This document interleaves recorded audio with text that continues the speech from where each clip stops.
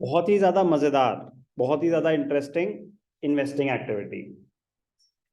Easy, relatively easy, थोड़ा सा दिमाग लगेगा, बहुत थोड़ा सा। ऑपरेटिंग का जितने एफर्ट्स लगे ऑपरेटिंग एक्टिविटीज में, उसका 20% ओनली। खुशी की बात, ठीक है ना? बट इंटरेस्टिंग है, सो ध्यान देंगे। इन्वेस्टिंग एक्टिविटीज मीनिंग हम कर चुके हैं। इन्वेस्टिंग एक्टिविटीज में क्या आती है? Activities relating to non current assets and investments. Non current assets and investments. Investing activities करने का एक प्री रिक्विजिट है कि आपको एसेट अकाउंट का फॉर्मेट आना चाहिए। एसेट अकाउंट का फॉर्मेट आना चाहिए। अब जब एसेट अकाउंट हम बनाते थे बचपन में, तो दो तरीके होते थे उसके डेप्रिसिएशन को मेंटेन करने के। एसेट की जो डेप्रिसिएशन है उसको मेंटेन करने के दो मेथड होते हैं। एक, when provision for depreciation account is not maintain, आपका फेवरेट मेथड। और दूसरा, when provision for depreciation account is maintain, आपका लेस फेवरेट मेथड। तो जब 11th में आए थे तो भी मैंने आपको बताया था कि बेटा अभी आपके कोर्स में है या नहीं है, कोई फर्क नहीं पड़ता, 12th में तो यूज होगा, ठीक है ना? तो जिनके कोर्स में था अच्छी बात है, जिनके नहीं था अभी भी दोबारा कराऊंगा, बट उतना ही कराऊंगा जितना मेरे काम का है। एसेट अकाउंट, एसेट का रूल क्या होता है अगर मॉडर्न अप्रोच के हिसाब से पूछूं मैं? यश, डेबिट साइड पे क्या आता है, क्रेडिट साइड पे क्या आता है? Increase in assets are shown on the debit side, decrease in assets are shown on the credit side. Liabilities का ऑपोजिट रूल होता है, increases are shown on the credit side, decreases are shown on the debit side. इतनी सी बात तो सबको पता ही है।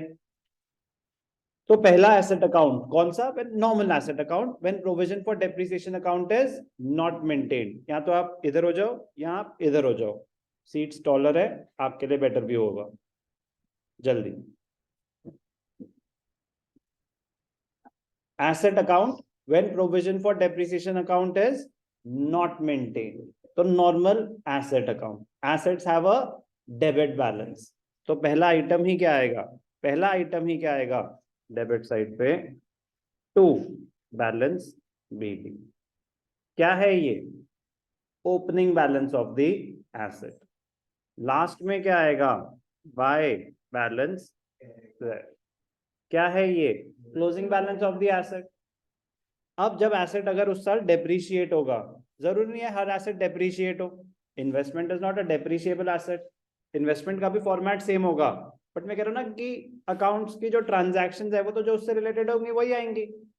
जिस जिस ट्रांजैक्शन से एसेट का बैलेंस बढ़ेगा, increases will be shown on the debit side and decreases will be shown on the credit side. अभी तक हम क्या दिखा चुके हैं? ओपनिंग बैलेंस और क्लोजिंग बैलेंस।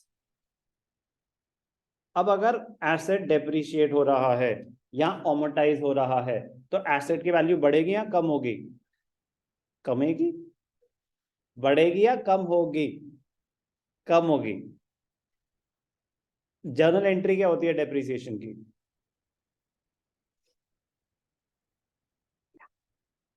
जर्नल एंट्री क्या होती है डेप्रिसिएशन की? Very good, depreciation to asset. तो तभी तो एसेट को क्रेडिट किया जा रहा है। तो एसेट के क्रेडिट साइड पे क्या आता है? Bye depreciation and amortization. Yes or no?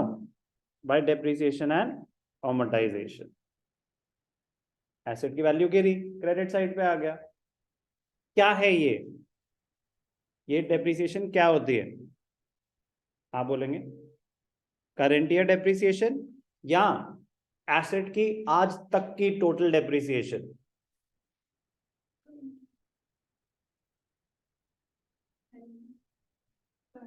Good, current year depreciation. Sir हमें कैसे पता चलेगा कि ये सिर्फ करंट ईयर डेप्रिसिएशन है? बेटा प्रोविजन फॉर डेप्रिसिएशन अकाउंट तो मेंटेन हो नहीं रहा, इसका मतलब जो भी एसेट की डेप्रिसिएशन है वो हर साल एसेट में से डिडक्ट होती रहती है। इसका मतलब जो बैलेंस आपका ओपनिंग होगा वो उस डेट तक की डेप्रिसिएशन डिडक्ट करने के बाद होगा। फिर इस साल और कितनी डेप्रिसिएशन लगी वही आ रही है। तो ये क्या है? Current year depreciation. कोई भी डाउट? इजी। अब अगर हमने एसेट खरीदा तो जर्नल एंट्री क्या होगी रोमित? एसेट टू कैश और बैंक। अब अजम्पशन है सारी एंट्रीज बैंक के थ्रू पास करेंगे, ठीक है ना। कैश एंड कैश इक्विवेलेंट्स, आप asset account debited to bank. Companies के लिए मैंडेटरी होता है कि एक अमाउंट के ऊपर वो बैंक से करते हैं, बट हमें क्या, वो तो इनकम टैक्स का रूल है। मैं कह रहा हूँ आप अजम्पशन बेस्ड सारी एंट्रीज बैंक के थ्रू करेंगे। तो एसेट टू बैंक ये किस चीज की एंट्री है बोलेंगे रोमित? अगर हमने एसेट्स परचेज करें, अगर एसेट्स सेल करे तो एसेट की वैल्यू बढ़ेगी या कम होगी ध्रुव? तो सेल ऑफ एसेट की जर्नल एंट्री क्या होती है? Very good, bank account debited to asset. तो यहाँ पे क्या आ जाएगा? By bank account. By bank account brackets में रेफरेंस आएगी सेल ऑफ एसेट। अब ध्यान से देखना, मोस्ट इंपॉर्टेंट पॉइंट, प्रॉफिट या लॉस हुआ एसेट बेचने पे, क्योंकि अगर ये तो बुक वैल्यू पे अगर बेच दिया तो बैंक टू एसेट, अगर लॉस हुआ तो bank account debited, profit and loss account debited होता था सोल प्रोप्राइटरशिप और पार्टनरशिप में, यहाँ पे statement of profit and loss debited to asset.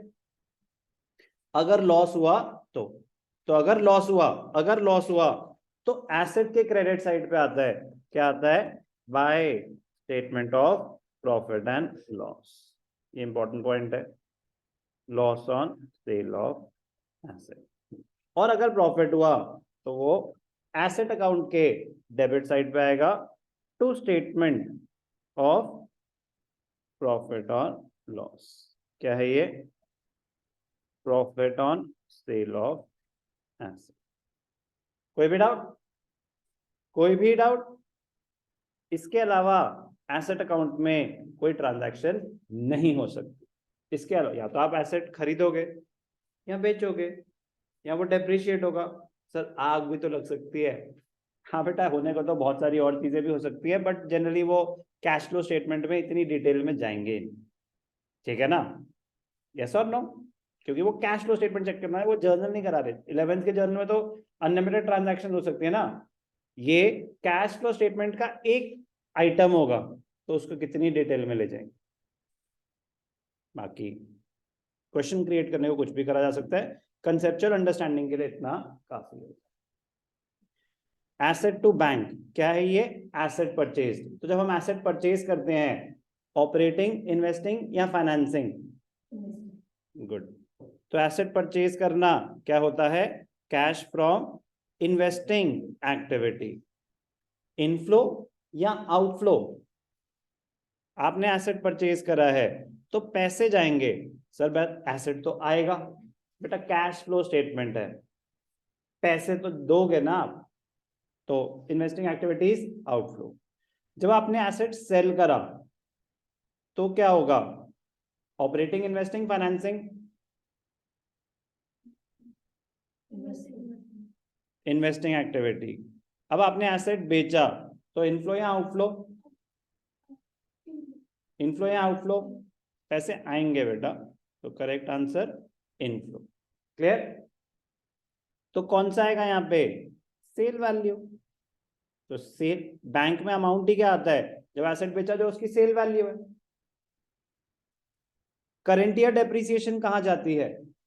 Current year समय, current year depreciation cash flow statement में अभी तक जो हमने करा है, आपके हिसाब से कहां पे जाती है?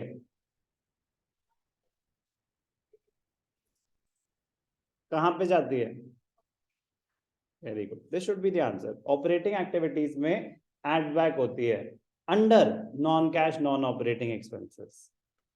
तो करंट ईयर डेप्रिसिएशन क्या करते हैं, इसको हम ऐड करते हैं कहां पे? कैश फ्रॉम ऑपरेटिंग एक्टिविटीज में। Loss on sale of asset का क्या करते हैं?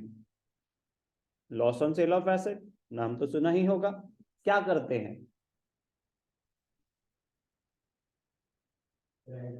वो भी ऑपरेटिंग एक्टिविटीज में ऐड बैक हो रहा होता है। Non cash non operating expenses में ऐड नहीं होता loss on sale of fixed assets? Add होता है। किसकी बात हो रही है? Loss on sale. कहाँ ऐड होता है? Cash from operating activities. और gain on sale of assets का क्या करते हैं? कहाँ पे? एक्स्ट्राऑर्डिनरी आइटम्स में। एक्स्ट्राऑर्डिनरी आइटम्स में आएगा कि नहीं आएगा? ये नहीं आएगा, तो माइनस तो करते हैं, बट किस कैटेगरी में? Operating income. Final answer? Cash flow from operating activities में माइनस करते हैं under which category? Operating, non operating. Final answer? Sure? Correct. Non operating income है, माइनस कर देते हैं, तो इसको क्या करते हैं? लेस। कहाँ पे? Cash from operating activities. मुझे लिखने की जरूरत नहीं, under non operating incomes. Clear है? तो अकाउंट हमें कब बनाना पड़ेगा?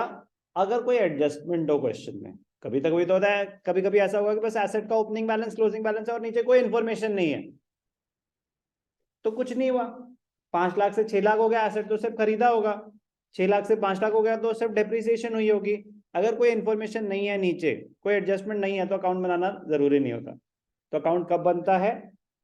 जब नीचे इन्फॉर्मेशन दे रखी हो सेल ऑफ एसेट की, जब नीचे इन्फॉर्मेशन दे रखी हो सेल ऑफ एसेट की, या नीचे इन्फॉर्मेशन दे रखी हो डेप्रिसिएशन की, और जो डिफरेंस है वो उससे मैच ना कर रहा हो।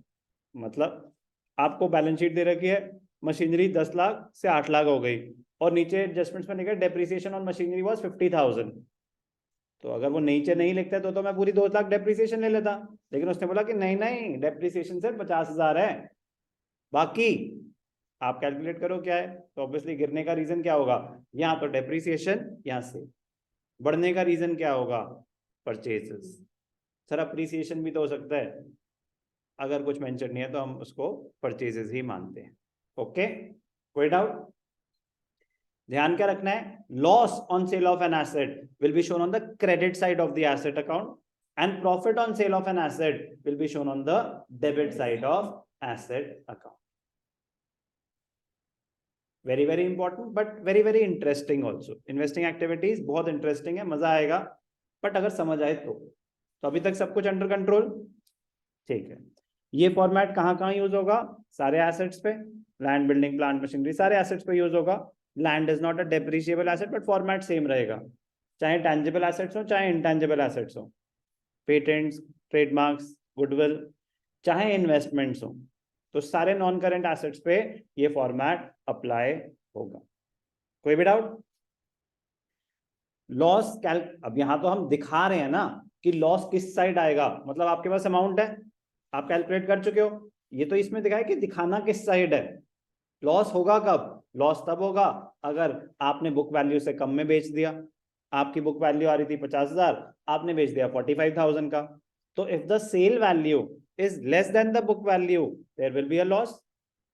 If the sale value is more than the book value, there will be a profit. कोई भी डाउट? तो लॉस और प्रॉफिट तो कैलकुलेट हो जाएगा। क्या दो चीजें कंपेयर होंगी? एक बुक वैल्यू और एक सेल वैल्यू। वो आपको वर्क नोट में अलग से कैलकुलेट करना पड़ेगा। अकाउंट में तो ये सिखाया कि किस साइड आएगा। क्लियर? कैलकुलेशन ऑफ प्रॉफिट और लॉस, दो आइटम्स कंपेयर होंगे, बुक वैल्यू, सेल वैल्यू। ये था asset account. Asset account when provision for depreciation account is not maintained.